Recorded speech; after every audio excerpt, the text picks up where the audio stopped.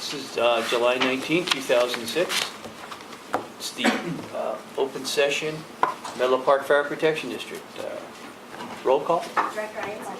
Present. Director Soraya. Here. Director Carpenter. Here. Director Trolley. Present. Director Bernstein. Present. Chairman Clark. Okay. So we're looking at our Pledge of Allegiance. Pledge allegiance to the flag of the United States of America and to the republic for which it stands, one nation, under God, indivisible, with liberty and justice for all. Thank you. Reportable actions from closed session, there are none.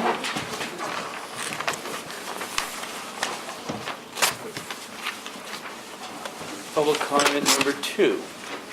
I don't have any speaker cards, so I'm assuming there is none. Menlo Park Firefighters Benevolent Activities Report. Chris Enbaum, Menlo Park Firefighters Association. Hi, Chris. Hi. Thanks for the opportunity to speak, we appreciate that. So we have no reportable benevolent acts in the past month to report on, but we do have 2 upcoming events. The first one would be August 6th at Burgess Park. It's the Relay for Life. It's a great event that we've sponsored, or that we've provided a meal for the walkers for the past several years. So we'll be, for the staff, for the volunteers, and for the walkers, it'll be on August 6th at Burgess Park. So it's a great event. Bob Block is going to help us out with doing some of the food. Slade, it benefits the American Cancer Society. So the second one will be August 27th, the chili cook-off, which benefits the MBA. It's going to be in San Mateo, again, Central Park, San Mateo. It goes from 11 to 5 on August 27th. I'll be leading the team as far as the culinary side of things goes. We'll be presenting a Western theme and trying to bring home some hardware in the chili cook-off. It's a great event. Raise a bunch of money for MBA. It's just, so we'd love to have, if anyone can make it out, that'd be great. Appreciate it. Could you say the date one more time? So that's August 27th for the chili cook-off, and August 6th is the Relay for Life.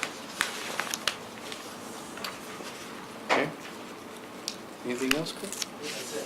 Great, well, thank you. Thank you so much. Okay. Report of the Fire Chief for discussion and direction. Directors, you have my report in front of you. If you have any questions, I'd be happy to answer them. The only, I think, change in here is that I had written under the town of Athens, no carries here. There was a joint kickoff for the traffic signal. We have given you the date. We didn't know what it was when I put the report out. But I know we've given you the date. I know that at least the majority of the board members are not going to be able to make it. So That's August 17th. that's correct, currently.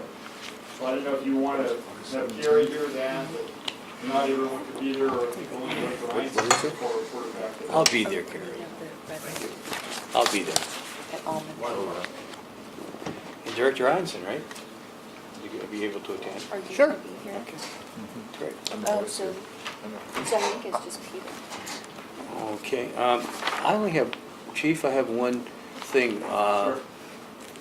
Involving the El Camino response route. The bike group that gave that presentation wanted our input. Yeah. I know you had followed up with anything. Have they had any subsequent meetings or anything after that one meeting that they wanted us to attend on that We do Friday? an annual meeting, which is the one Is it you're annual? talking about, right, Okay. that's what I understand. Other than that, they do have the various bicycle commission meetings and try and follow at least the minutes on those to see where things are going. And I think the only troubling thing for me in that presentation was when one of them pointed out that every primary response route that we used was somewhere that a bicycle path needed to be. So Okay. I don't necessarily agree with that, but those are the main thoroughfares in the town. And then under the county fire chiefs, talked about that we're pulling out of the community college concept and to do our own training. So we're not going to take advantage of either the Industrial Mercy Council, IEC, or this time around. We're actually going to have Central County Fire lead the academy. One of the reasons, or actually several reasons for that, Chief Long's actually been more involved with this than I have been, but I'll give you the quick summary. This gives us more control, primarily over scheduling, number one, so we don't have to follow within a semester format. We've traditionally held the academy at the end of the year. The problem with that, starting in September, the problem with that is most of our employees who retire go at the end of the calendar year, they leave. So as soon as we hire, we have people in the academy, there's no reflex capability for us then to hire new people until the following year. So we're hoping to change that. The other part of it too was the control that the academy had over the number of coordinators, how that was done, the way in which people were paid or not paid, the way in which we had to conduct the academy. So all those things now are within the control of the chiefs, so we can make the decisions, with the training group necessary, I think, to put on an academy that will know what the costs are truly going to be, to do it on our own per head, and have the necessary controls to make it work for us. So I know, Chuck, you had some questions. I want to just follow up when you're done with that. Yeah, and with when they're completed their training, I mean, not the probationary period, but the training period, Correct. I know through California they have police standards. The fire marshals group at Sacramento, did they approve the actual training courses and the curriculum and sign off on it before it's presented, or how do we make sure that whatever firefighters either in our county are certified so that, Two different things. Okay. The academy we're talking about is the San Mateo Agency's in-service academy. This is not a California State Fire Marshal's Fire Academy. That is held in Spring Valley College. And that is, the curriculum is identified by State Fire Marshal. This is just all agencies that hire the new employees, put them in a cooperative training okay, so Group. it's separate. before we put them on the floor. It has nothing to do with State Fire Marshal. We determine what the curriculum is. What we do here within our district is we require all applicants to test have already been through a recognized State Fire Marshal Academy. So they've already got that bucket belt. So they already had that? Yeah. Okay, great. So not quite up to that standard. It's a little more local control under the county chiefs. Okay, all right. Chuck, go ahead. Yeah, and I support the idea of having the program be the program you want it to be. I'm just wondering if there's any impact, though, on the College of San Mateo and their willingness to provide courses that help these people get through their fire science degrees and so forth. Well, there would be, to Chief Long's point, the students that are in the program, once they complete the program through the college, are then eligible to get their firefighter one. So everything that they need, they still have to go through the college program to even be able to come and take our test and many other agencies' tests. So that won't change. But to the point, the college has always been a way for us to offset some of the cost. But by offsetting the cost, we also had to subscribe to many of the controls that the college put in place, based upon the way that it works for college students. As John mentioned, these are in-service, now hired employees. So, it was never a perfect fit. It's just over time become something that we realized, at least this time, we don't want to continue down the path. Now, there will be additional negotiations with the college in the future to see if we can find some sort of way to actually make it work under a format that we would then, prescribe to them. So that's going to be ongoing. I mean, the good news is they realize that we're not going to keep going down the same path. The bad news is, we're getting off the bus for a period of time. If the two can line up again, I'm sure we'll be back there. You don't have any indication that they would discontinue fire science courses? No, because their students that are there are getting hired. They become our cadets. Those cadets become others and our own employees.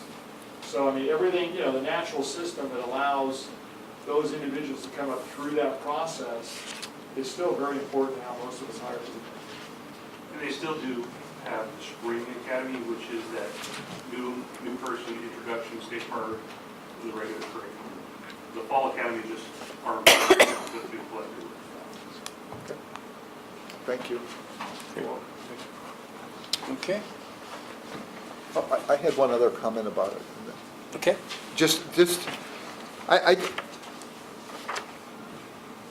I didn't think that the fact sheet that was attached, I made some comments on it.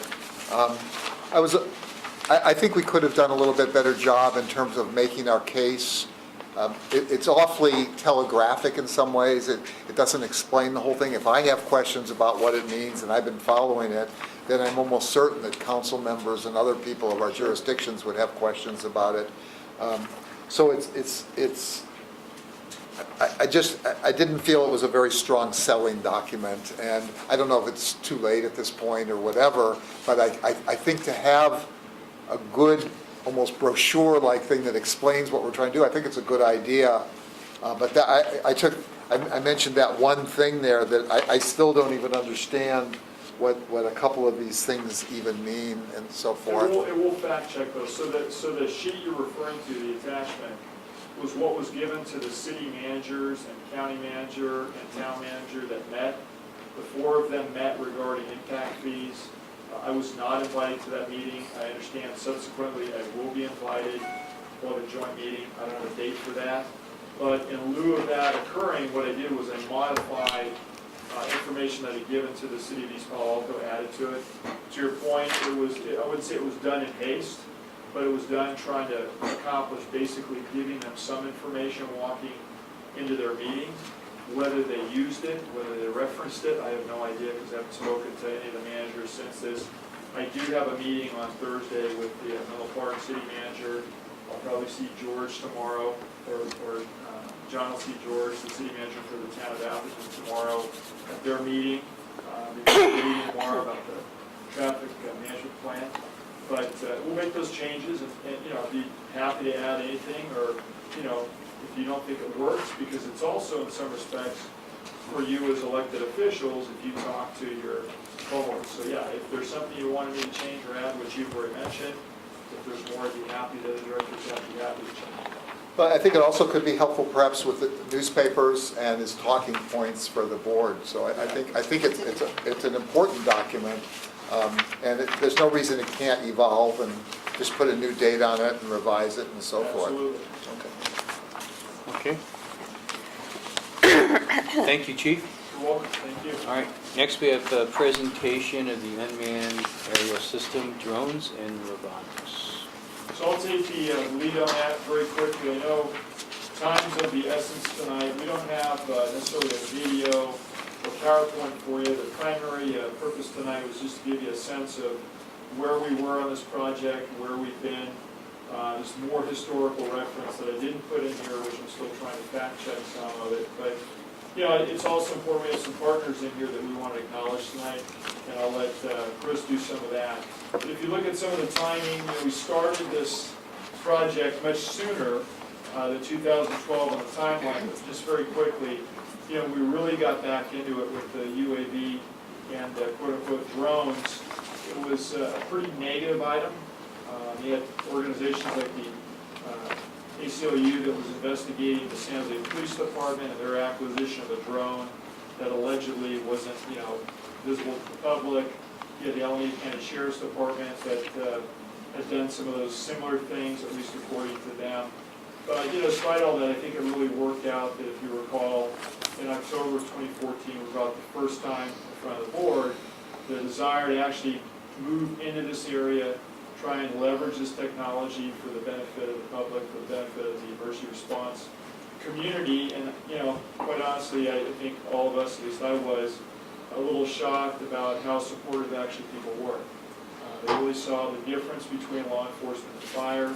I'm not trying to toot fire's horn. Certainly law enforcement has legitimate uses for this as well. But for whatever reason, the UAS, drones had a negative connotation when it came to law enforcement, but had a positive connotation when it came to the fire service. So we certainly took advantage of that and started to move forward. Notable for some of the guests here tonight was what came out of that. I mean, we really, once the article came out in the paper that the board had decided to move forward, I was contacted by a representative from DJI, who's now become a very good partner with us as one of the purveyors that manufactures this technology. and has been a really good partner working with us on this, including providing us with the first demonstrator unit that we had for free. Subsequent to that, Lynn Bala from NASA, who's on our Urban Search and Rescue team, contacted me about a conference at NASA. That was in July of 2015. You can see some of the players there that were on a panel that I sat on. Tom Calvert attended that. He went to most of the presentations that were there. I got to sit through this one. It was very interesting, but it was really interesting to listen to some of the subject matter experts that were involved with that, including PK, who's listed here in the thanks for helping us with the program, and Captain Drew's here tonight representing the NASA project that's actually has been instrumental in helping us get our COA from the FAA. So moving forward from that point, obviously, and making that connection again with NASA Ames and using, leveraging that partnership, you can see all the way up until recently, the grass fire that we had, again, was in the newspaper, and it showed the power of this technology, and the positive benefit of how we could gain situational awareness and be able to make better decisions based upon its use. Chris is here to talk about some of the partners, but also talk about when we got our COA, which you can see we were successful in doing back in May, and he'll talk about that a little bit. But again, then recently the FAA has increased or changed the rules again for small drone use. That plays into where we think we can go with some of the restrictions that previously were there maybe being loosened up. And finally, outside of all the update of Blue Health, which Jim Warner's here as well, retired from Redwood City, who we'll talk about in a second, you can see the plan of where we're going for the next 12 months, the next 13 to 14 months, and then within 3 years, 2 to 3 years. These are loose goals, but as I mentioned, the ability to fly at night, the ability to fly over a crowd, the ability to fly beyond the line of sight remotely, the ability to use a drone indoors, all have significant benefits, we believe, for us based upon what we think can be done. But for now, we'll be updating the policies. Chris will be talking about additional people that are trained up. But I wanted you to know that today, since we have our FAA clearance, or COA, that Chris and Kevin White are both on 2 different shifts, and they have the drone with them. They're bringing on the apparatus, and it's ready to go on 2 of the 3 shifts.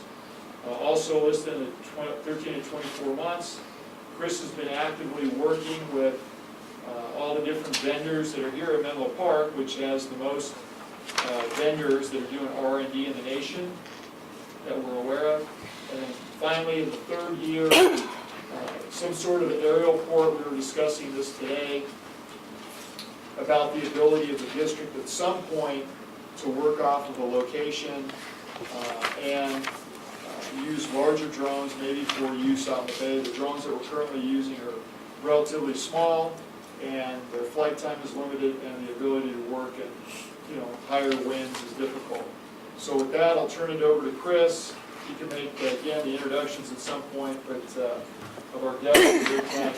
But I think Chris has himself been doing a great job of letting him talk about where we're going and what we've been doing, and you can tell you first thing. Thanks, Chief. So we wouldn't be anywhere without Chief Chapelhelman's visionary support and kind of driving this program forward. He spends a lot of time and effort on this, and really has been a driving force for us going forward. Also, Chief Frioni, he took us a good piece of the way down the road. I inherited this project, and we wouldn't be anywhere near where we are without our partners who helped us along the way, and Chief Frioni's leadership on the project before I got it.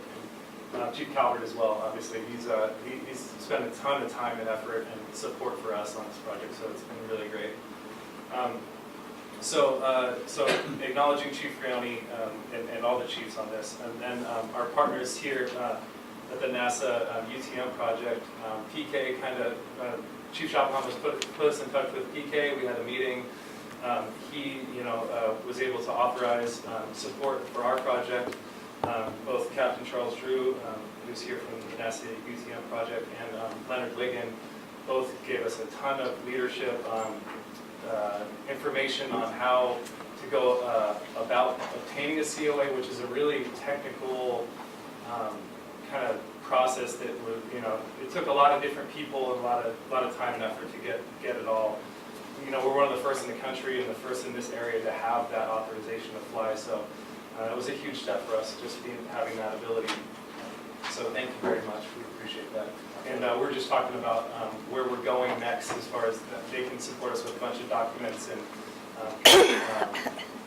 how we continue to incorporate drones into our operations. So we look forward to a fruitful partnership there. And then Jim Barner, retired from River City, as the chief mentioned. He's been a great partner for us. He, kind of started out.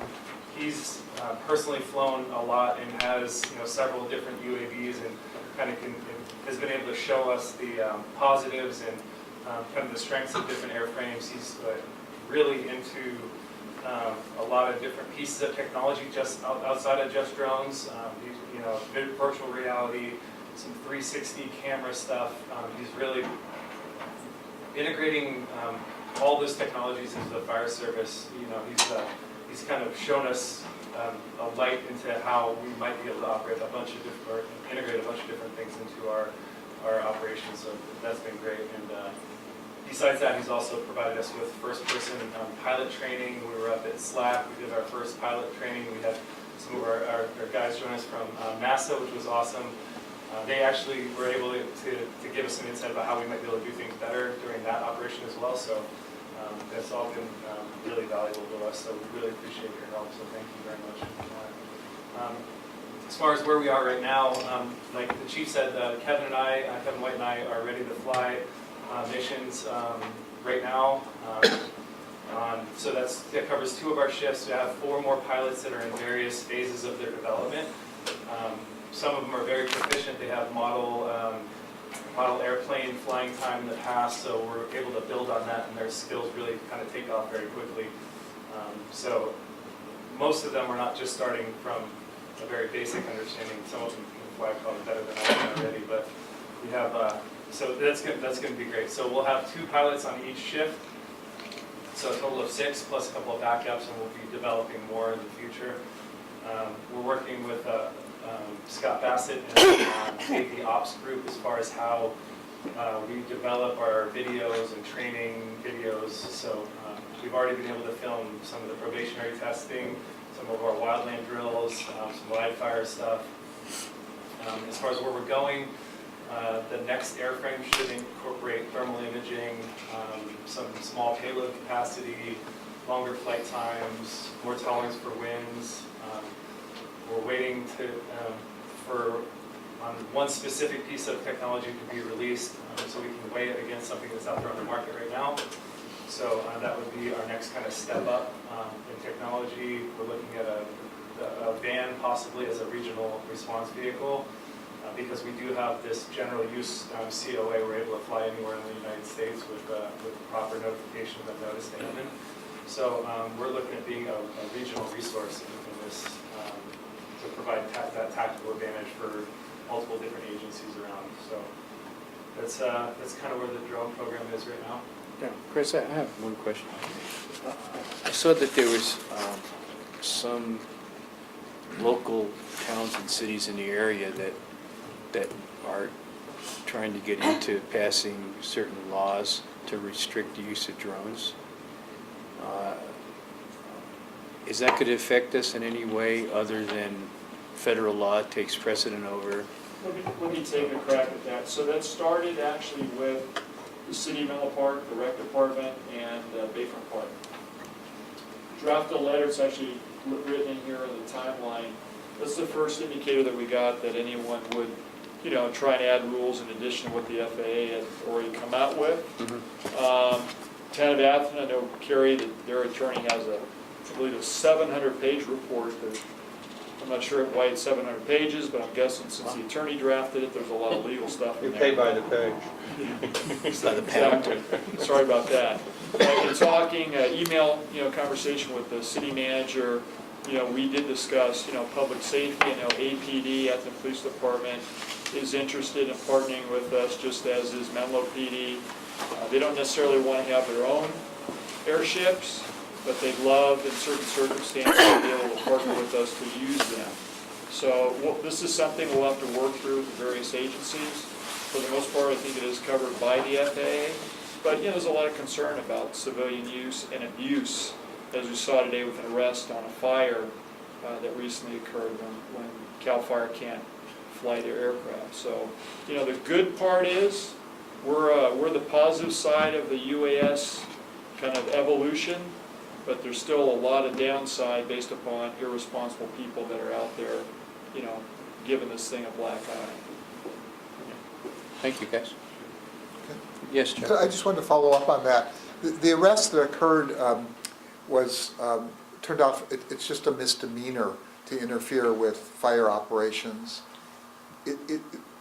Is that a local law or a state law, or is there anything that could be done to make it a more serious crime to interfere? They tried to do that about a year or two ago, and it was not successful at the governor's level. He vetoed it.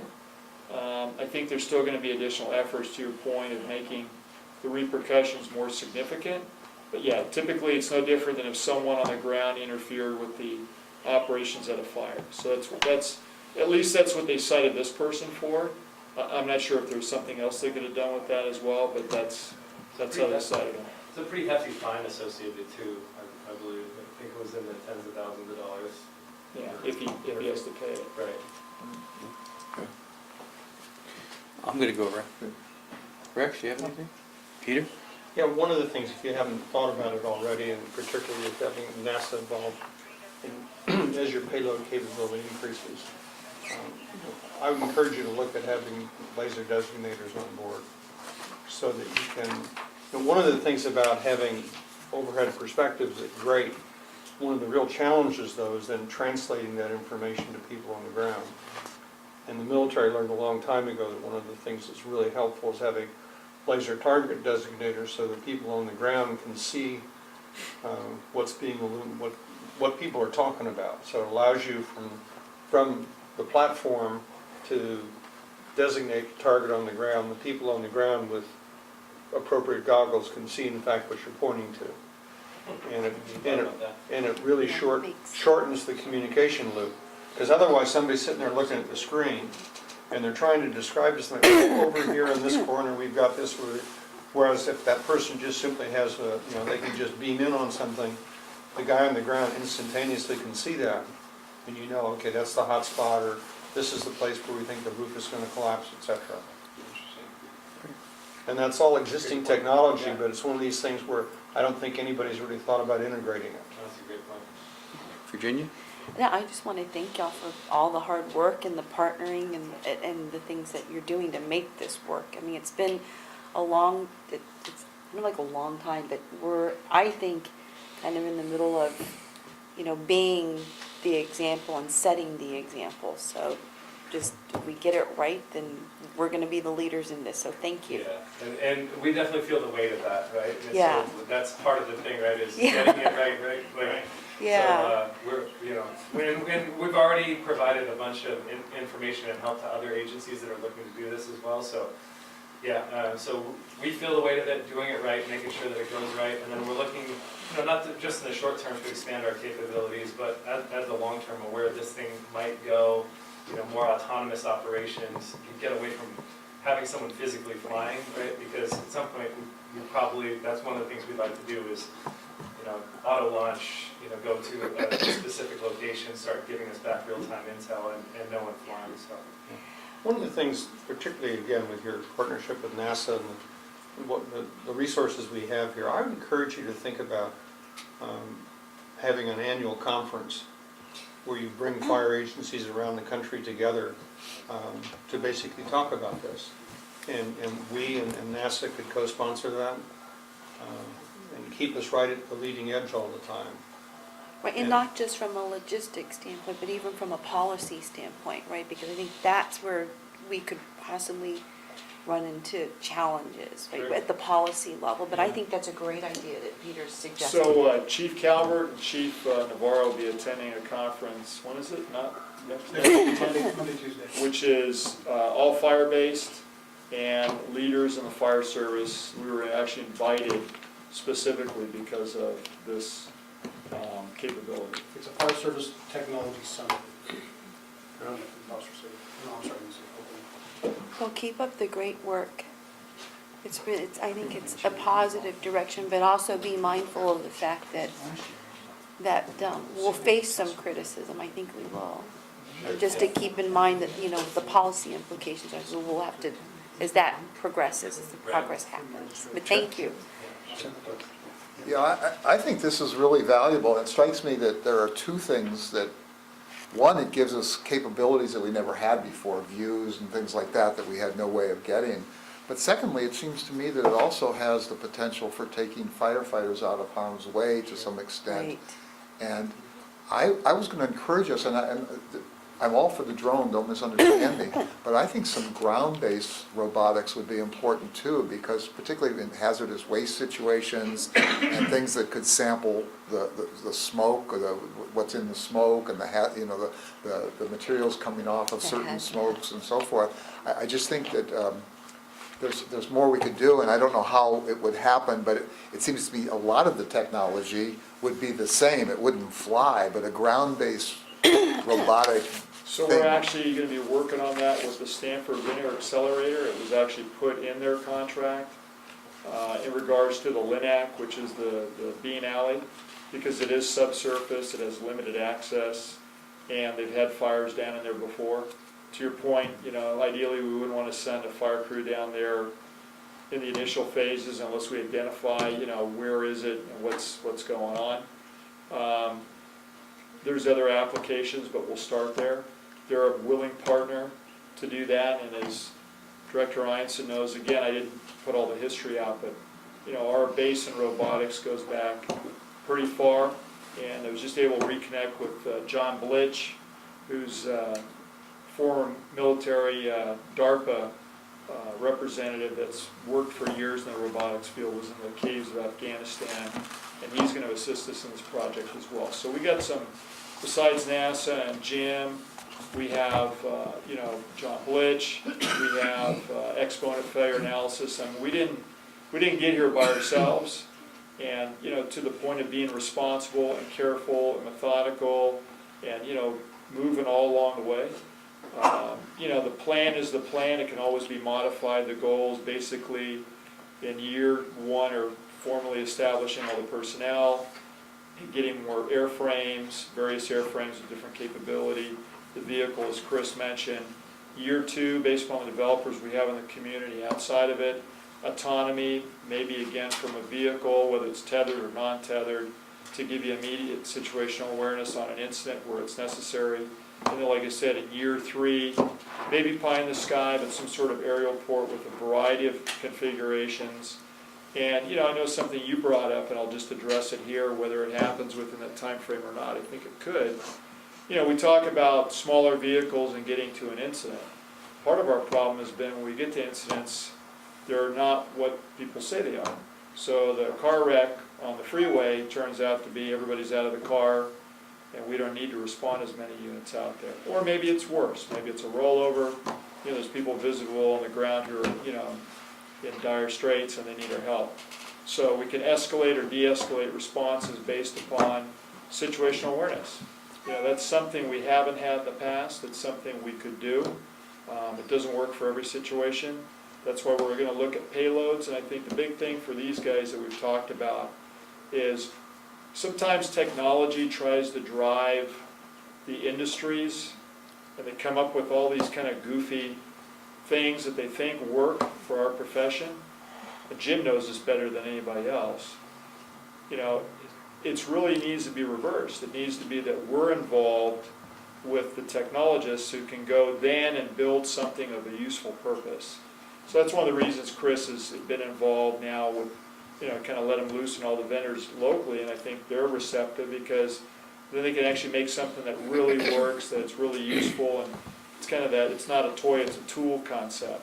And I'll give Jim a plug before we thank him even more, but Jim Warner, the VR technology, the mapping, 360 mapping. Jim actually, married us to some people that are out there that now subsequently have gotten together. Oculus, who Facebook now acquired, has been married with a vendor that Jim introduced us to, and now they're collaborating. I know that's been good for them. That's kind of what Jim Varner does. He's been doing it for years. He's really good at it. Chris mentioned it. But, you know, putting those partnerships together of people who can actually make something that works for us and then be guided by people like Jim who know how this industry works, that's a big deal. Because then it's a straighter line that way versus, again, people sitting in a laboratory or wherever they're figuring out what the next thing needs to be, but not really understanding how it could be used and how it could be tweaked to be more useful. So anyway, You were Jim's just- helpful in that. You were discussing some of the, I mean, pretty sophisticated things, going through the, you know, a reactor, nuclear reactor, what do you call it? At Beam Allen? An accelerator or Yeah. something like that. But I think there's just plain vanilla things too that are important, like assessing structural integrity or the status of the roof or the stairwell or whether there's unconscious victims in a building without having to actually go in there and do it, unless you actually absolutely had to go in there. And it seems to me that there's just enormous uses that would help save firefighters' lives and retirement living and all those kinds of things. So you have a fellow board member who's very familiar with that, actually sat on the NIST, you know, National Institute of Science and Technology Robotics team, because I know Director Ianson and myself were both involved with NASA, you know, back in 2000 and 2004. We were actually staged next to, again, I didn't give you the broader history, next to the robotics team that John Blitch was a part of back at 9/11 at the Javits Convention Center. You know, a lot of these things were not developed to the point where they were useful. You know, I mean, but that's where it started, was what worked, what didn't work. And, you know, I know Rex has been very involved with that, including, you know, he sent me some photographs that, you know, the early drones, or UAVs, were actually called aerial robotics. Airbots. So, airbots, yeah. So, you know, I mean, they started out as being called robots. It's only, for some weird reason, I guess, maybe because of the Predator, they're all called drones now. Some people don't like that term, but, you know, it is what it is. So, you know, it started out with the robotics program, and you know, again, we'll give a broader history at some point, but, you know, we have a lot of roots back with those things when, again, they weren't very useful, but to your point, technology is advancing so fast, I think we're at a point where we can really make a difference as operators and integrating with partners to make these things be more beneficial to our, you know, area of work. I got a question for you. You still have to have a pilot's medical? Not anymore. Yeah, Okay. they removed that requirement. Done. Yeah. Well, there was a lot of fairly restrictive things. Even visual observers had to have a Class 2 medical, which made no sense at all. So the recent changes have loosened things up considerably. Good. Doesn't mean that it's wide open. But, it's Yeah, I always thought it was interesting you had to have a Class 2 medical to fly a drone, but you had a Class 2 medical and you could have a private pilot's license and you're going, is that really what you want? You have to have a driver's license and you fly light sport aircraft up to 1,325. Yeah, experimental. I mean, it doesn't make any sense. No, it didn't. All right, well, Thank you very much. thank you. So Thank it's to our guests, right, we have something for them. So, again, you know, we wouldn't be where we are if it wasn't for our partnership with NASA and with Jim. I know it says Menlo Fire on Jim, not Redwood City. It is our 100th anniversary. And Captain Ferrari, yeah, we got 3 for you. But Varner's generic now. We got 3 for you. Okay. I always have it. That's true. Okay. Awesome. Awesome. Thank you very much. Okay, Oh, okay. all right. So Captain Drew says the FAA has nothing to do with our authority to fly indoors, so There you go. Okay, you don't need it. that's right. We will look into that, and that would be great. Thank you. As long as you have, Police will appreciate that. as long as the building's less than 300 feet. That's good. All right, now on to the consent calendar. Do I have a motion? and a So second? moved? Second. All those in favor? Wait, you're supposed to have discussion. Or do you want to post? Yeah, I wanted to pull something. Oh, All right, what number you want to do? I'd like to pull number 8, please. okay, Okay, okay. Well, so then I'll move to approve the consent calendar items 4, 5, 6, and 7. Second. okay. All those in favor? Aye. Opposed? All right. Number 8. John? Your questions or anything? Yeah, I'm for the thing, but I wanted to ask a question based on, I think Peter sent us the article in the Mercury News about the homeless camps out in near Facebook. It sounded like there was a whole area that was weeded, but we weren't abating them along the tracks and out in this area. And I was curious why we hadn't abated the areas referred to in the article. So we have two different areas that are out there. One is obviously is the railroad tracks. The railroad tracks are abated now. They began their process on July 5th. And we only have the ability to charge parcels. And those right-of-ways, I believe, are not parcels that we can actually institute a tax on. Oh, I didn't know that. I see. So, but they also were willingly to, abate. It just wasn't in the same kind of time frame. The other parcels are actually state parkland, it's wild natural habitat, and we don't have the ability to be able to, abate. It's not actually weeds. So the declaration that the board gave was for noxious weeds that we saw as flammable. That's not really a flammable vegetation out there. It's actually wet marshland. Yes, it had some dry vegetation that did burn, but if you go look out there right now, you can't even tell that it burnt because it's grown back so quickly because it is wet. We actually don't have the means to get equipment out there. It'll sink into that area. So I understand how the right-of-way could be exempted from this. Is there anything else that's exempted? Well, again, that's parkland, most of it, except But for a very park small and railroad. promenade track that's a personal piece of property. But, we, again, really go after private owner parcels that obviously we can go through the taxes assessment so that we can Well, we've gone properly after, charge them. If we've gone after public ownership things, the high school and things like that. So I just was trying to understand what we could abate and what we could not abate. I'd have to talk to the state and see what we can do on that property, but I'm gonna gather they want it to be natural habitat, so they've been doing a lot of restoration in that area. Okay. Thank you. I move that we approve number 8. We have a second? Any further discussion? All those in favor? Aye. Opposed? 5-0. Okay. Next, we're on to our regular agenda.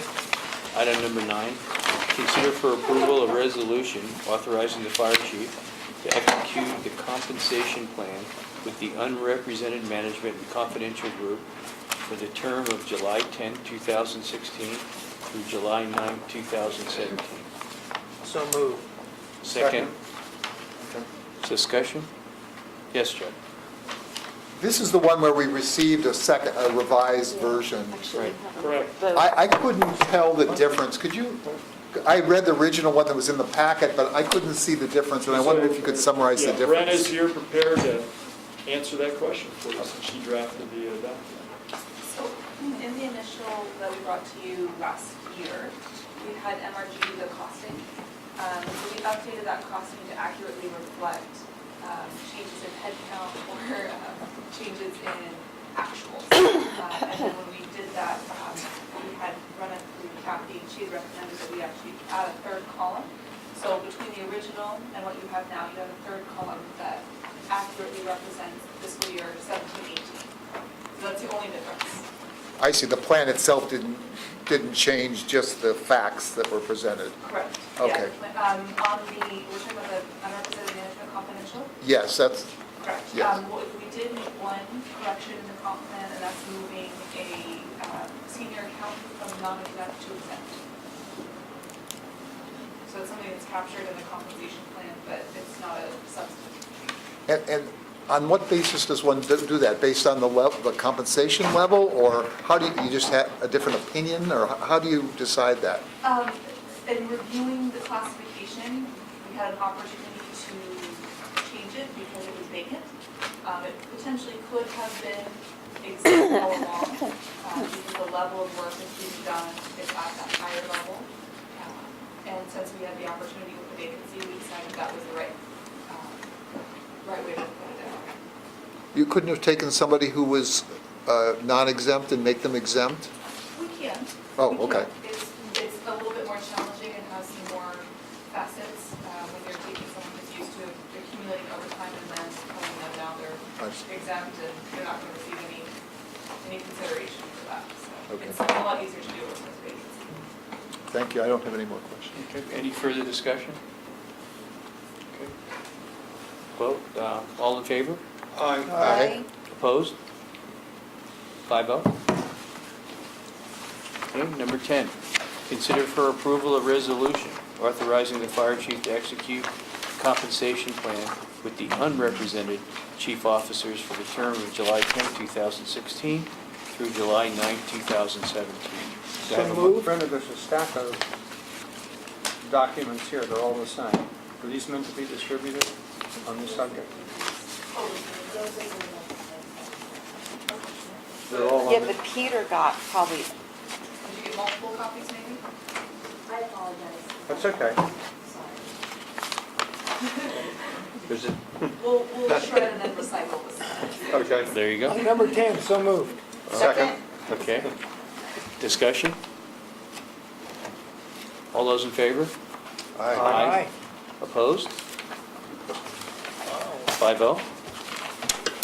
Number 11, consider and approve a resolution accepting the work by D.L. Falk Construction Incorporated for the Fire Station 2 Capital Improvement Project at 2290 University Avenue, East Palo Alto, and directing the filing notice of completion. So moved. second? Discussion? All those in favor? Aye. Opposed? 5-0.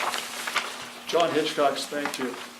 Great. Number 12, consider for approval by resolution a contract amendment for Station 2 additional project management and inspection services with Consolidated CM Incorporated. So moved. Second, Second. discussion? All those in favor? Yeah, I got a question here on this Okay. one. Go ahead. Exactly Rick. what does this tell us? I mean, I read the report, but here, it's, for the project management, I mean, is it done? Correct. Their part of this is completed. So they're, in addition to, that's where we're compensating them for all the additional hours that they spend. But when you say are they done, they're on the project, they're still coming to the project where the work needs to be done. So, but for the most part, we're down to a punch list with about 10 items on it left. Okay, we're confident we're gonna get those done? Absolutely. In fact, the trailers were moved off. I think I emailed you this weekend. The trailer's off, so if you just do the concrete there, we're down to a very small list of, receiving manuals and different things like that. But that, by the day, is being reduced. Okay, thanks. Chuck? Yeah, I have just two quick questions also. Do we expect to use Consolidated CM for Station 6? We do. Okay. And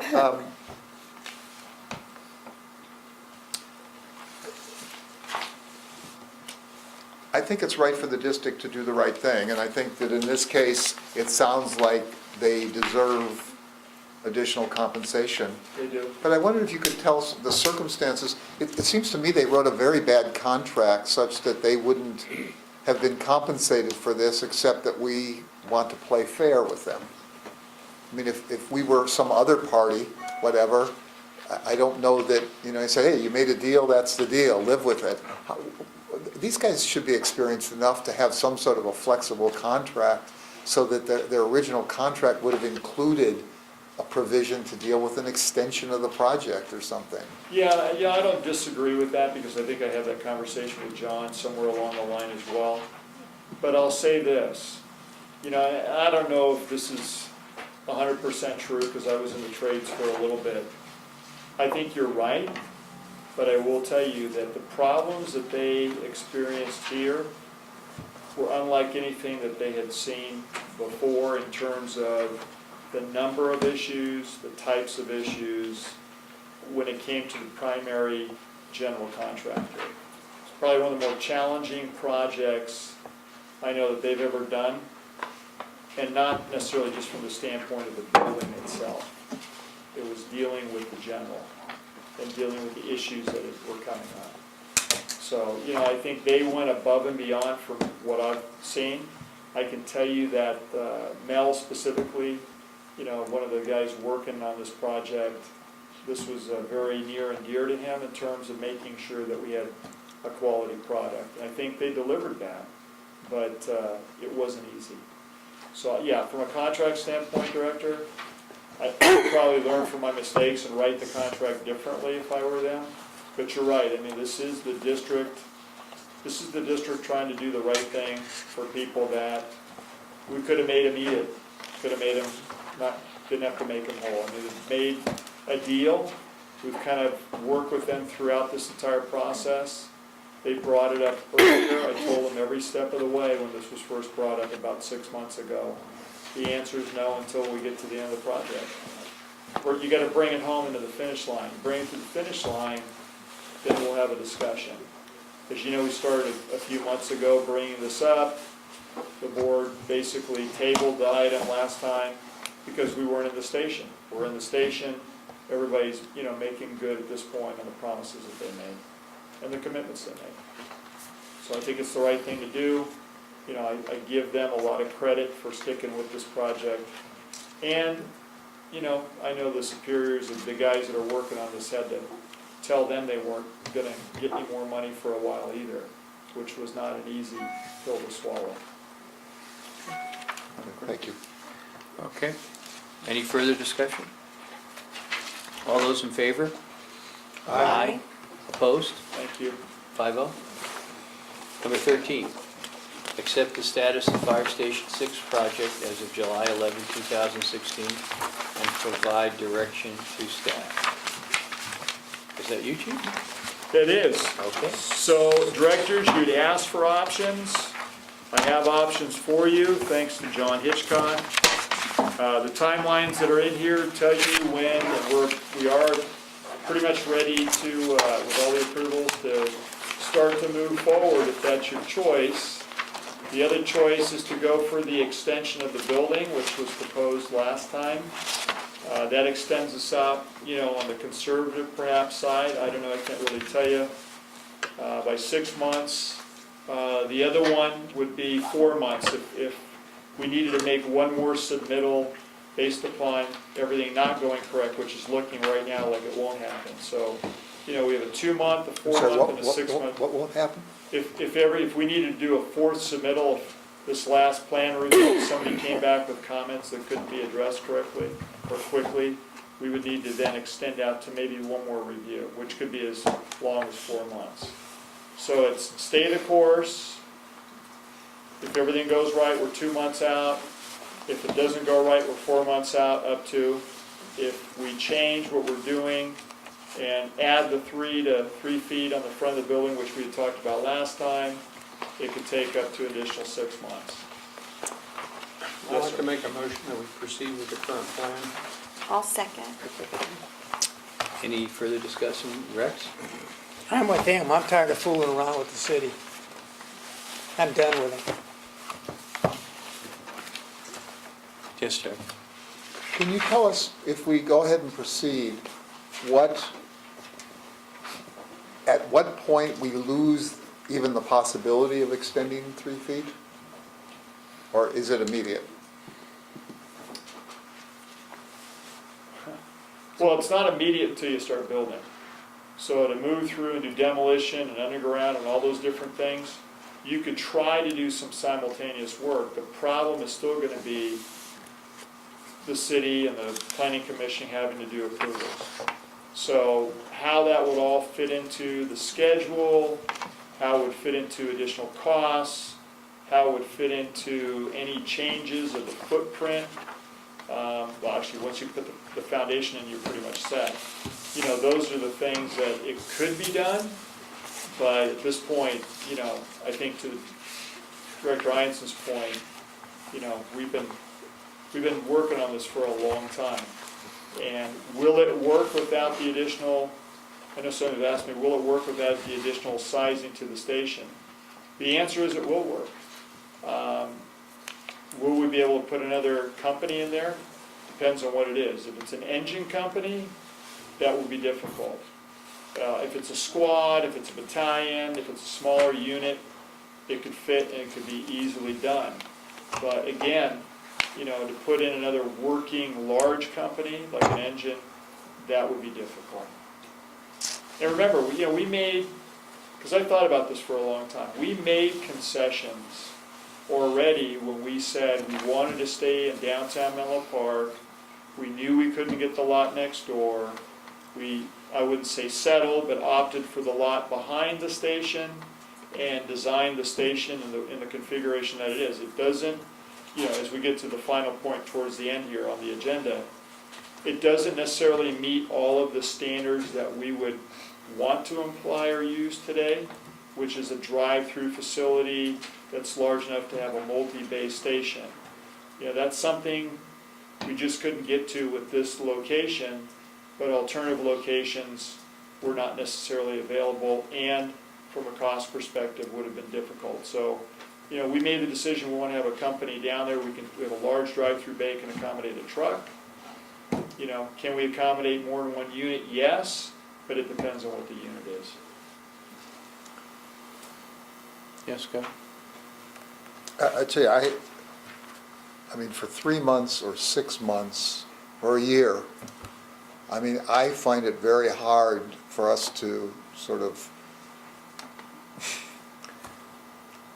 hurt ourselves for the next 20, 30, 40 years by doing this. I would rather, if we're going to take a dramatic action, why don't we just stop the whole project, period, until Menlo Park figures it out and gets back to us and move to another project. I just think that for 3 lousy feet, that to not be able to station the proper equipment, and who knows what we're going to need 10 or 20 years from now, who knows how long the ladder is going to be, who knows how, I mean, it just seems to me we're being foolish. And I understand the frustration of other directors, and I feel frustrated too. But at some point, I think we're being peevish, and this. Chuck, But let me just finish my comments. Well, you keep going and going and going. One Well, more question. I feel that we're being a little peevish for a relatively short period of time, 3 to 6 months to even a year. I'm done. The record will show that this is the station that we designed, given the site that we had available. And there's no question about it being adequate. It was a station that we determined was adequate to meet the needs of the area which it serves. The city dangled before us the possibility of changing the plan line. And in my opinion, it might be a year, it might be 2 years, it might be 3 years. We've been at this for over 6 years. This station will serve our needs. If the city really wanted us to do something better, then they could have gotten off their butt and be more cooperative. They chose not to do so. The longer we wait, the longer it's going to take us before we have a new station in operation which serves this area. We were perfectly happy with the station design before they put the plan line dangle in front of us. Our happiness with that station design hasn't changed. I think you're totally misrepresenting the situation by saying, oh, we're walking away from the opportunity to have a better station. You can always have better stations. The question is, this is the station that we want to build. And I think we should go ahead and build it. Well, I'd like to agree with Peter. I don't know how long it's going to take us to build something that next door, that commercial building there, started, 3 years after we did it. It only took 6 months, I think, to build. Yeah, about a year. It's kind of, it's kind of frustrating to go through all this. I say, let's go forward, get this thing done. Yeah, and the sad part is the city will never recognize that they really passed up an opportunity. But that's, you know, that's their problem, not ours. Let me just say, I agree with the frustrations. It seems to me that we serve the city to some extent, but we really serve the residents, and I think at this point, they have no idea what's going on, and I think a well-placed story in either the Daily Post or the Daily News or the Mercury News, where for 3 feet we wait a year, I think that level of frustration should be made public. I don't think we've done that, and I think it would be worth an effort for some sort of external pressure on the city to do something different. And you kind of hit it right on the head. The people that are getting shortchanged is the community in the future. Right. But you know what? I'm the guy that's frustrated. I deal with the city of Menlo Park, and basically, I don't think they give a damn. I really don't. And for me, it's like, let's get the thing built because it'll give better service to the citizens. And just like the chief said, if that means later on, because it is a fairly, it's a geriatric community. There's a lot of older people down there. We do a lot of medical calls. If it means putting a smaller rescue squad in there to respond to it, I think that that's probably an appropriate thing that serves the community. But as far as the ongoing part of it, I just look at it as that they don't really particularly, are not interested in addressing it or even care. So I'm saying build it, let's put it in place and move on, and we'll just deal with what we have to. I think it's a well-designed station. I think it'll serve us in the future. It'll just serve us in a different way than maybe what we would like to have. All right.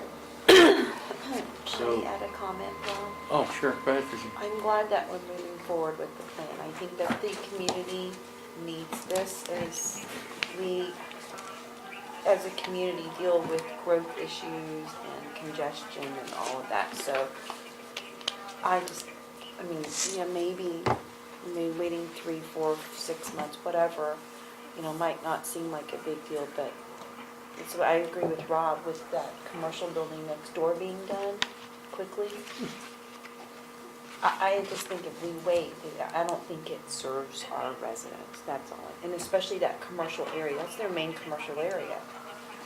And as Rex said, a lot of seniors live there, they depend on us, so I agree with just moving forward with our plan and the direction that we're headed. So you made a decision back in 2008 to do this and purchase the property behind it, so that's how many years we've been. So 8 years and counting, right? Because Yeah, we did, the recession, fixing on Station 2, pulling back, but, as some of you recall, I know Peter's very well aware of the whole, getting the auto dealership on El Camino Real. The city actually suggested that we do that as a temporary facility. It obviously never happened, but, immediately we were told we were have to spend $400,000 to upgrade and put sprinklers in it to occupy it. I mean, this has been Mr. Toad's wild ride since the beginning, and you can go back to the 1950s when this was supposed to be the main station, and there's a story, even within a story, that surrounds this entire facility, so. thank you. Well, Chief, I think you have your direction. I know where Chuck we're has going. one. I just have Oh, one yeah, quick good, question. Tom. Can you tell me the relationship of item number 13 on the agenda with item number 16? Let me take a look real quick.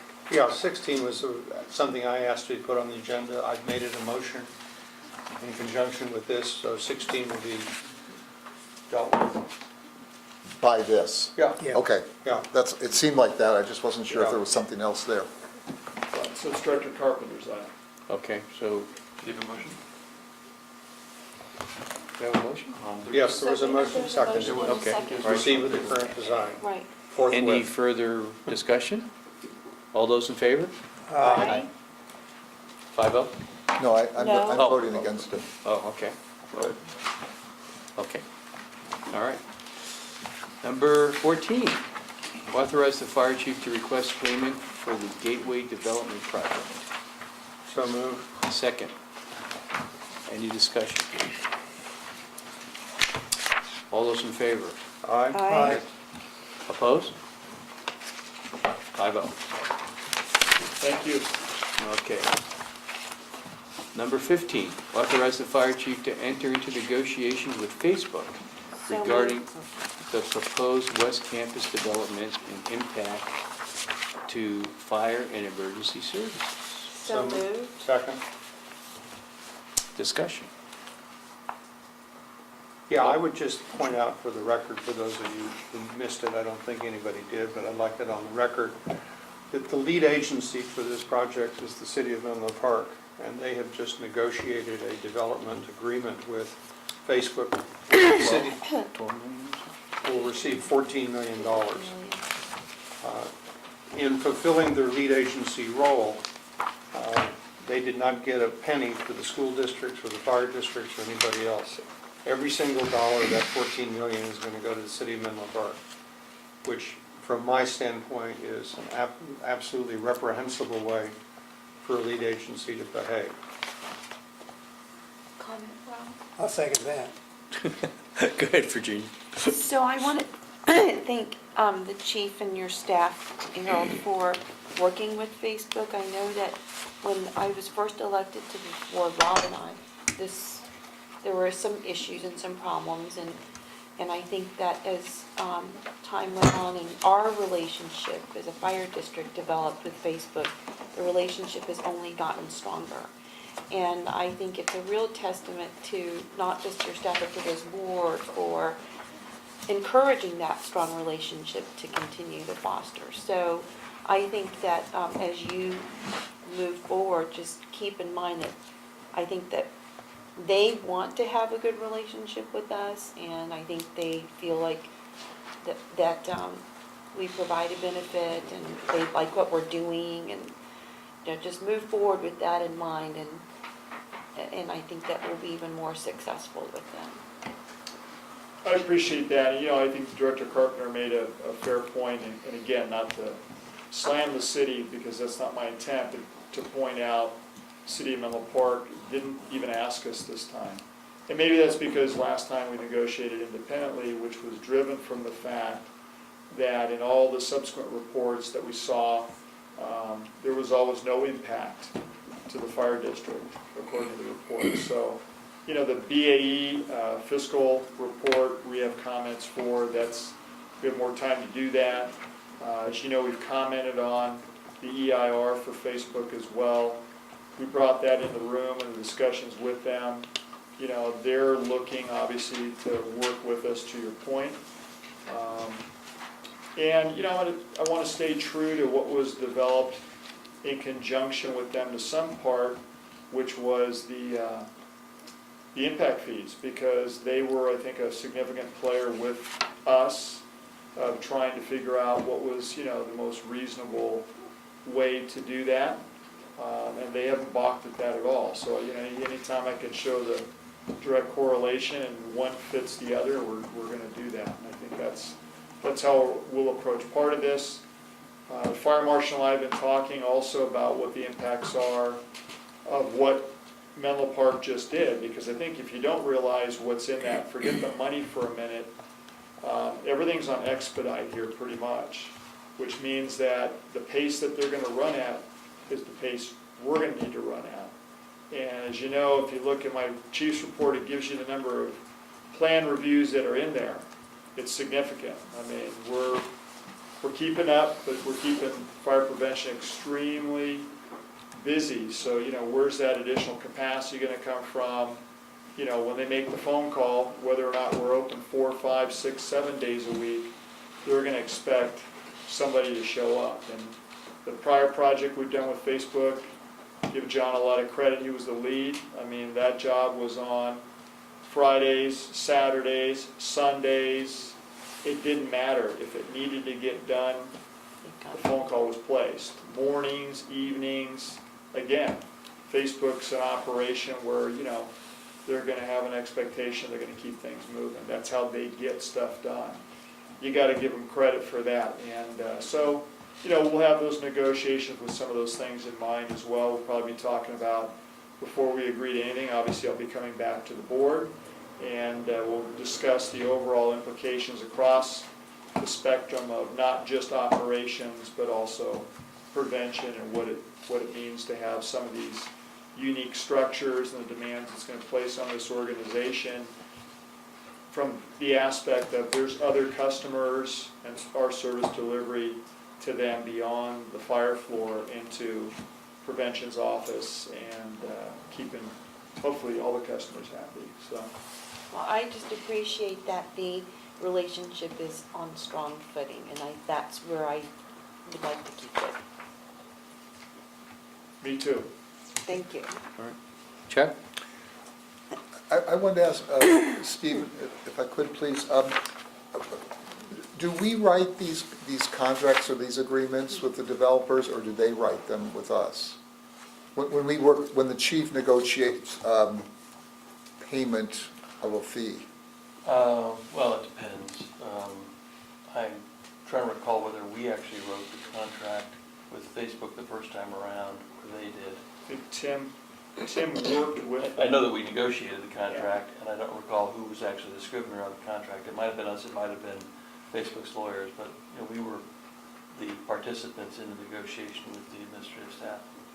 I'd like to ask what we give up in a sense. Is that payment then in full satisfaction of any impact? And do we define the project just as the one that's been submitted to the city, or? Well, I think you have to keep in mind the context of the negotiations. And as we've talked about before this board on several occasions, in the absence of the land use jurisdictions within the boundaries of the district adopting the fee mitigation program that the board has adopted, in the absence of them doing that we've asked them to do, in which they're perfectly capable of doing at any point in time based upon all that we've done for them in terms of preparing the ordinance, preparing the contract, preparing the indemnity, preparing the book sheets on it. In the absence of them doing that, then our relationship with a development which requires discretionary approval, as the Facebook project obviously would, or any significant project requiring discretionary approvals, we go to them and say, we identify a significant adverse impact of your project on the fire services. You have to mitigate that, and in our opinion, the mitigation requires the following. And that's the basis of the negotiation. So it is the context within which we are operating that sort of governs the parameters of that negotiation. That's what we did with Facebook the first time around. That's what we're going to do with Facebook this time around. Obviously, they are, with the passage of time, they are significantly greater, a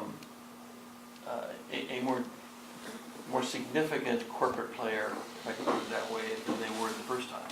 And obviously, Facebook has grown dramatically. Their capitalization has grown dramatically. Their capitalized value is significant. So obviously, those are factors that we take into consideration as well, because they may want to expand, and there may be unanticipated impacts that cause future impacts to the district as a result of future expansion. So keep all that in context. So, but I'm trying to understand, if, say, future expansion, that would not be included by the payment of this? Whatever requires discretionary approval at this point in time is the context within which we're operating. If they need to come back and expand again, and that requires further discretionary approval, then of course we have the opportunity to negotiate at that point in time as well.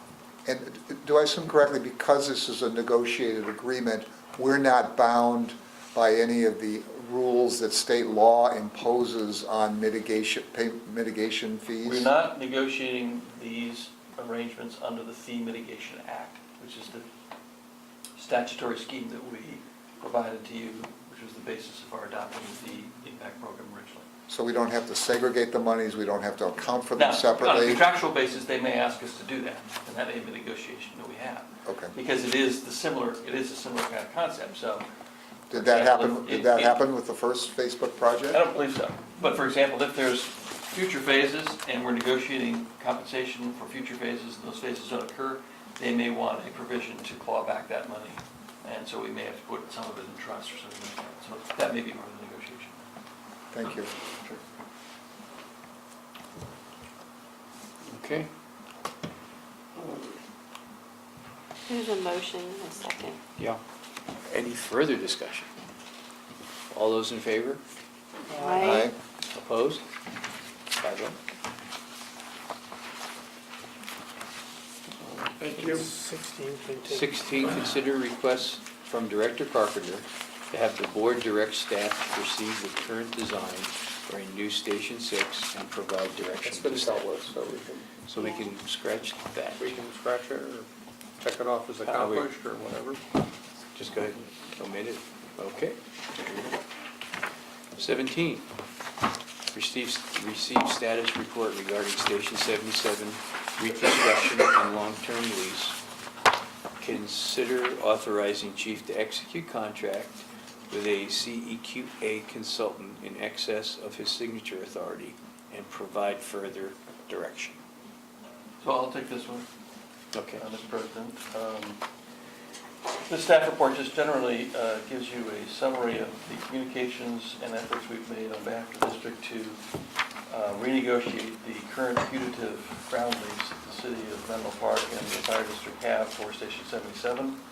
And you'll see from the description in the staff report that we have taken over drafting of that lease. We've presented that redrafted lease to the city of Menlo Park. We've contacted them on a number of occasions to urge them to review it, consider it, and place it before the city council. We are informed that it is not on the July agenda. It will hopefully be on the August agenda. And we are obviously interested in having that ground lease, that new ground lease executed in as expeditiously as possible so we can move ahead with the reconstruction of Station 77. Concurrently with that, the staff has reviewed the site plan with architects. This is more for the chief to describe than me, but it appears that the district will probably require the acquisition of additional parcels of land surrounding Station 77, which are currently residentially zoned and occupied. We've concluded that that site plan will require review under the California Environmental Quality Act. As we've discussed before, compliance with the Environmental Quality Act is a necessary prerequisite to any acquisition, including eminent domain, should that be necessary.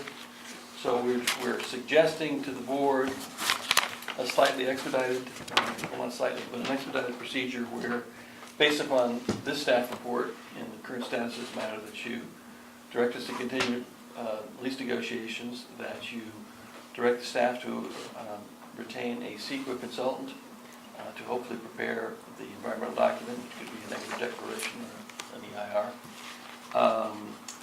and to authorize the chief to execute that contract with a CEQA consultant, and if the amount of the consulting services are in excess of the signature authority, to, in advance of that, give your consent and authorization for him to do so.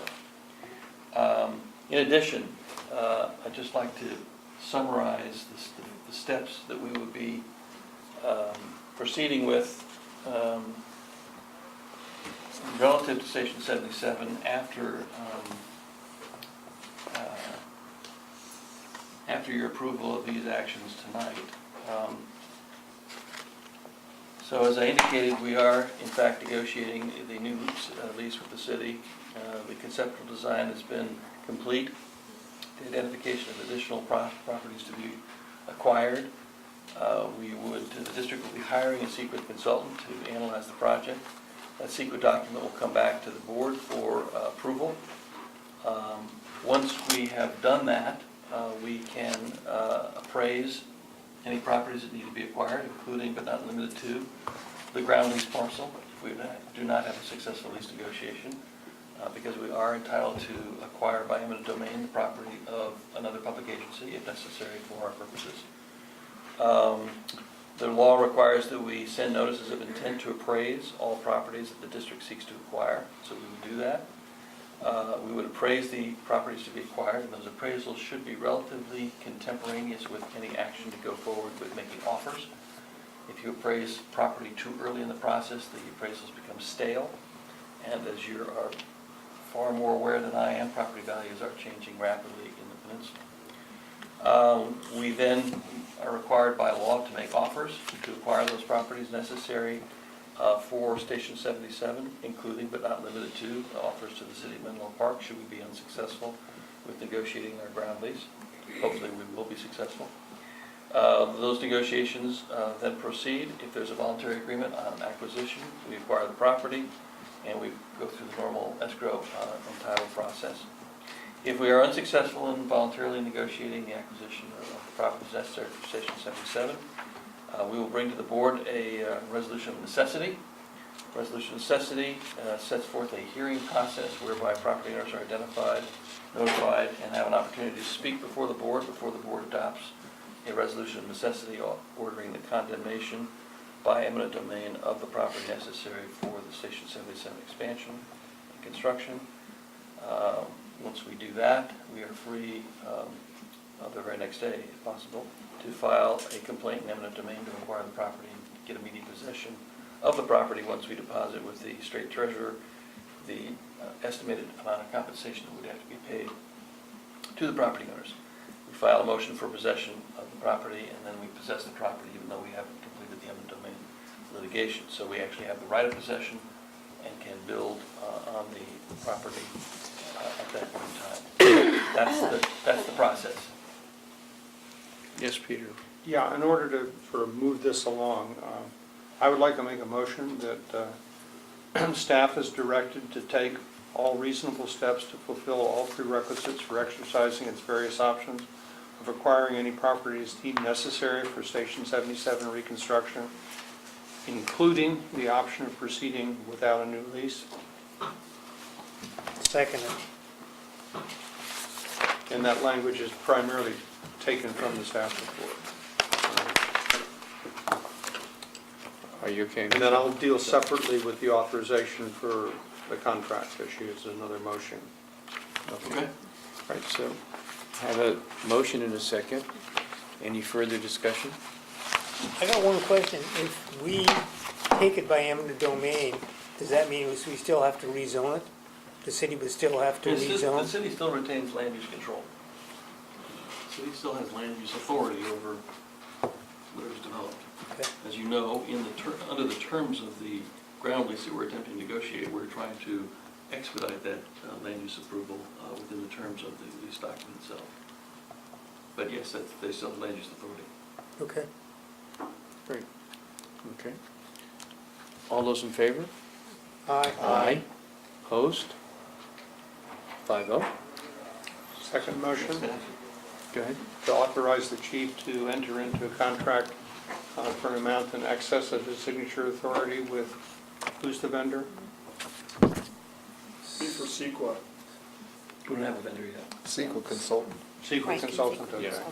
Do we need to specify an amount, or we, No, I would actually move the staff recommendation. Second which is more that. comprehensive Okay. than that. fine? Move the staff recommendation? Yes. Yeah. Yes. Any further discussion? All those in favor? Aye. Opposed? 5-0. Thank you. Number 18, authorize the chief to update the current fire station construction schedule and order.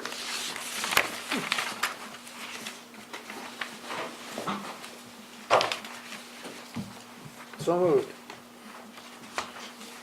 Second? Great job. Any I'll second discussion? it. Okay, oh, go ahead. And then a Okay, question. Chuck, say- I have a oh, question. Okay, well, discussion? Chief, I'm just curious, I mean, this is essentially a plan, basically. The old plan, the current plan. It's the current plan, but you want to update it and so forth. I think we can be more aggressive. I get, my only question is, one, I don't know, do you need an authorization to update it? I'm wondering why you even need an authorization. So this was presented to the board in the past, the board set the order, the board essentially gave the direction to phase during the economic downturn, which is what we've been doing pretty much ever since. So at this point, for me to change what I'm doing, I figured I needed to come back to the board and say, I want to make changes, and I'll give you a proposal obviously coming up. But we would then have an opportunity to approve whatever the new plan was. Absolutely, which is what you did way back when. Okay, so there would be no immediate impact for anything happening between now and when you come back with a new plan? That's correct. Okay. Yes, Peter? Yeah, in your planning considerations, I would just encourage you to not make these things a serial sequence. I'm concerned, for example, that, you know, we make a decision that we're going to proceed with Station 1, and then it gets delayed and delayed and delayed, and then the other things that were to follow it also get delayed. And so I'd like to see a plan which says, this is what we're going to do with each of the stations, and if one of them gets delayed, we'll still proceed with the other ones on the schedule. We won't just push everything back. Agreed. Rob, Any further? Yes, sir?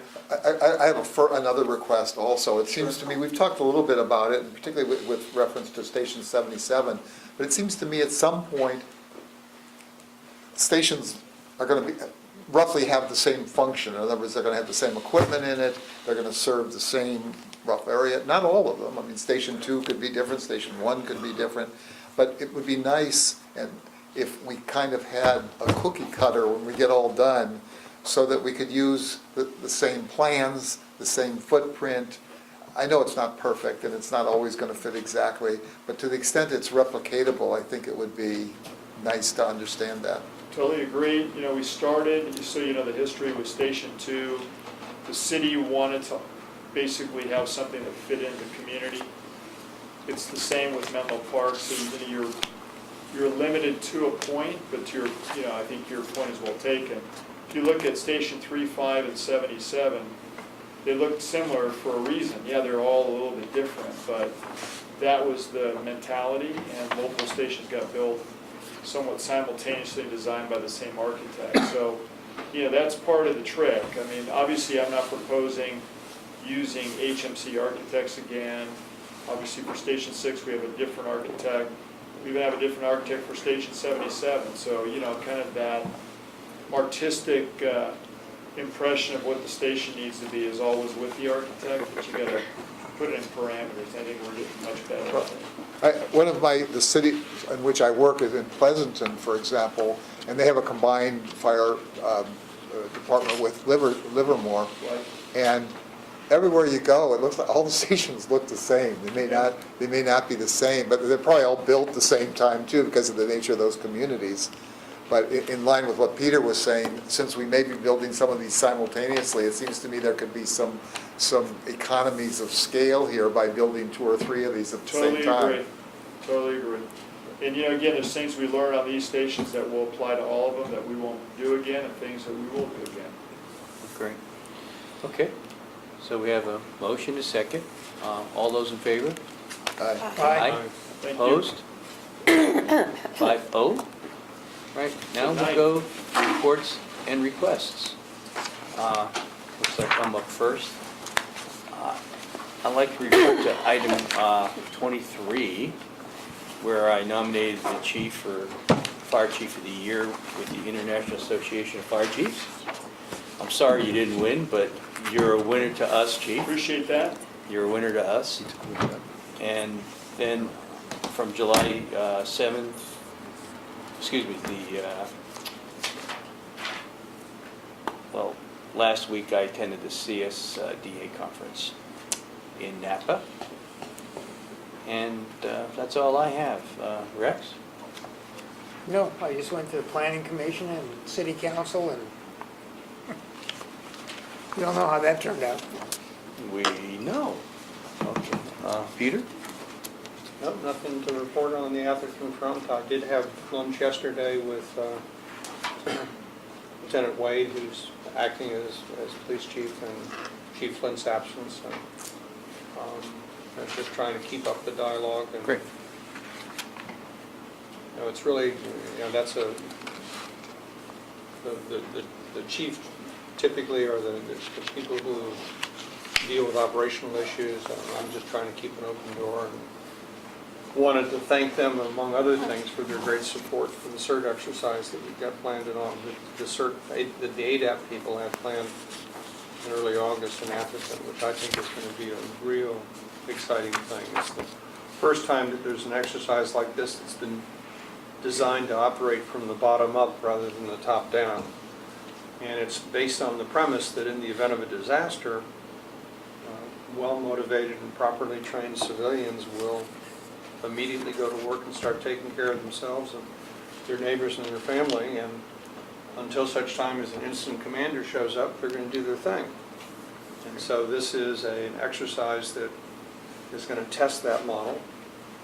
We've got full cooperation of the town of Atherton, the Atherton PD, and certainly of the fire district. Unfortunately, I'm going to be out of the country, but I'm excited about the planning has been superb. It'll be, I think, a real model that we can use elsewhere in the fire district. Great, thank you, Peter.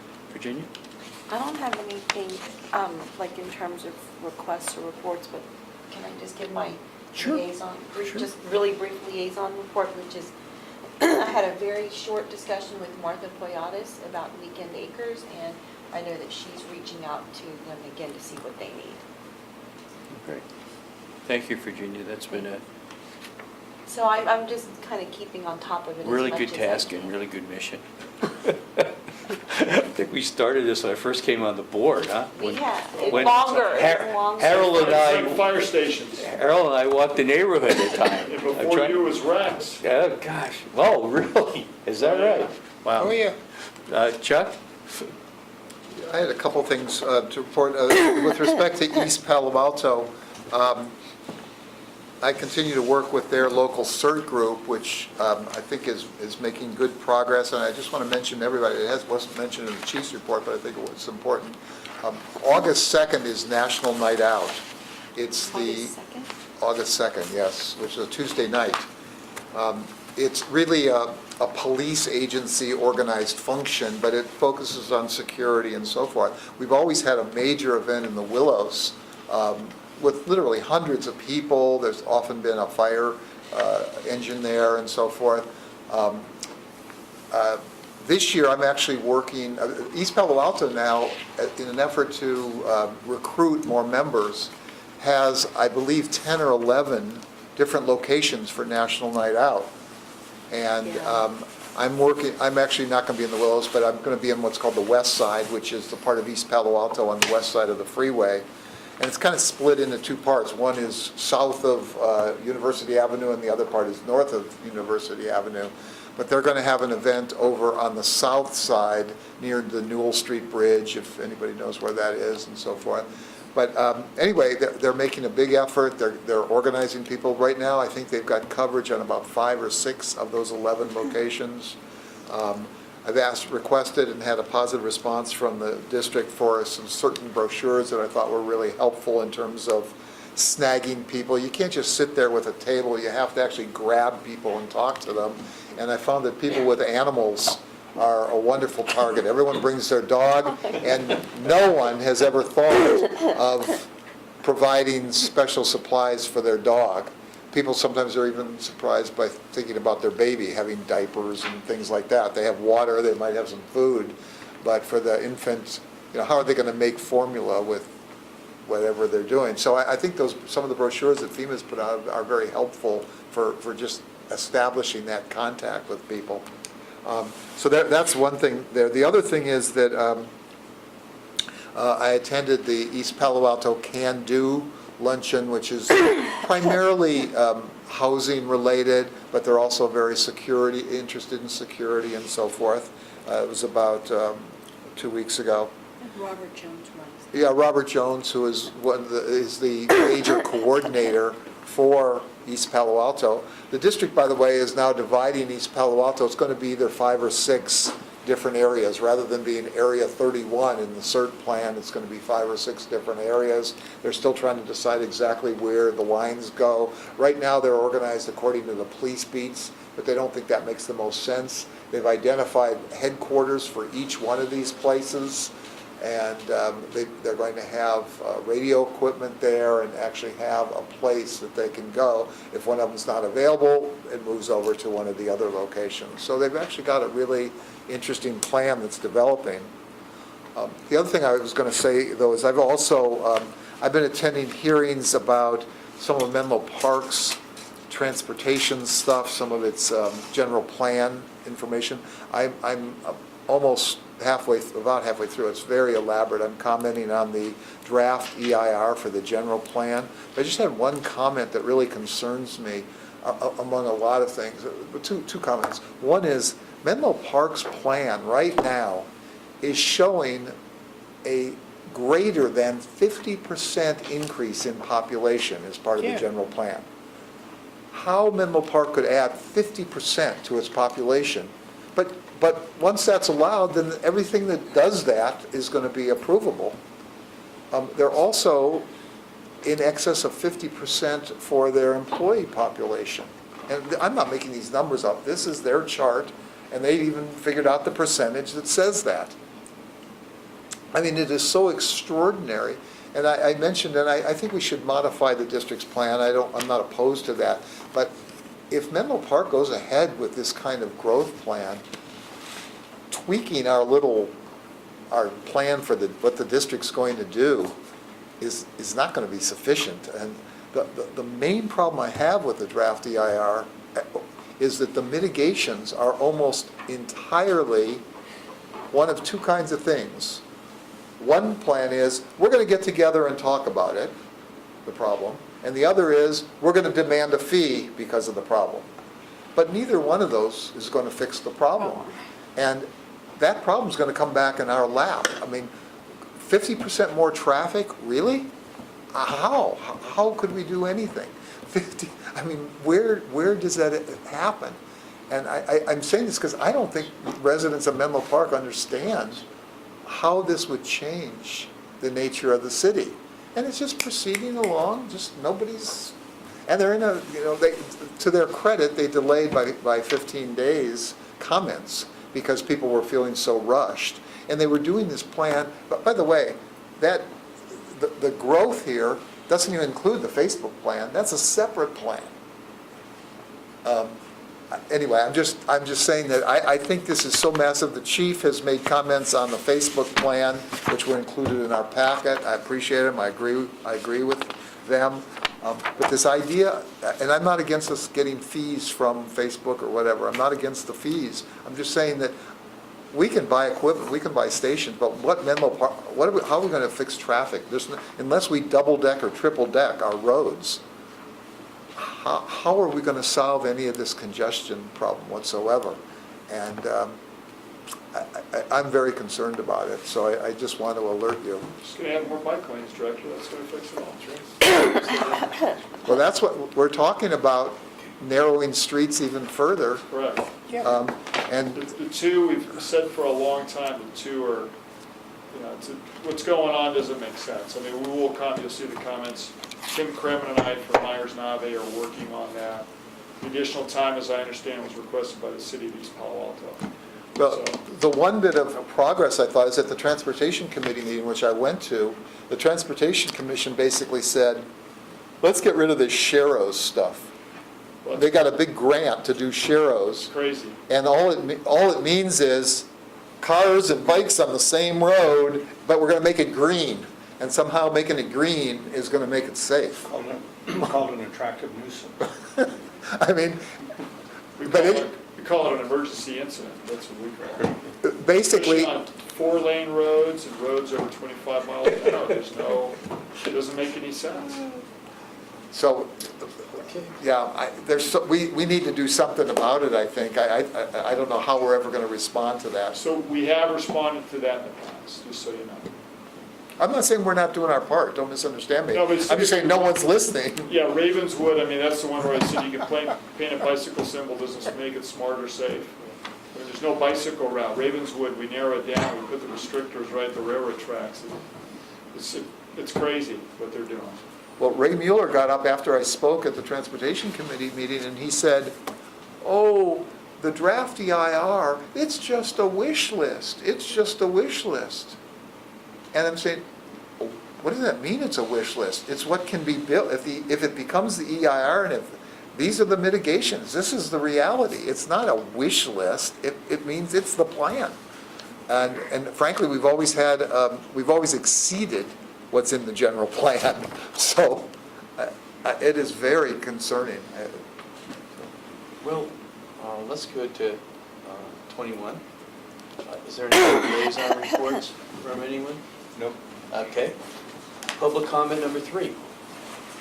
Let me public comment number 3. Do I have a motion to adjourn? So moved. Second? All those in favor? Aye. Opposed? Thank you.